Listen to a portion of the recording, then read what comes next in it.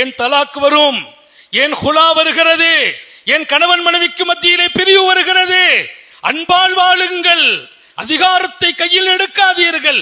ஆணாதிக்கம் மிகைத்து போகிறது, ஆணாதிக்கம் மிகைக்கிறது.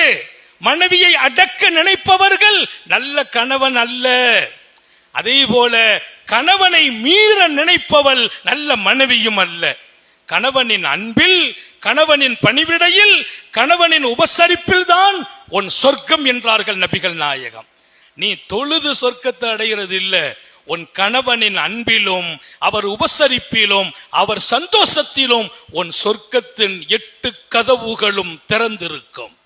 தாய்மார்களுக்கு சொல்கிறேன், சுவனத்தின் 8 வாசல்கள், 8 வாசலும் உனக்காக திறக்கப்படும். நீ தொழுததற்காக அல்ல, நீ நோன்பு நோற்றதற்காக அல்ல, உன் கணவனை சந்தோஷப்படுத்தியதற்காக, உன் கணவனை திருப்திப்படுத்தியதற்காக, உன் கணவனின் மகிழ்ச்சியை நீ கொடுத்ததற்காக உன் சொர்க்கத்தின் 8 கதவுகளும் திறந்திருக்கும் என்கிறார்கள் நபிகள் நாயகம்.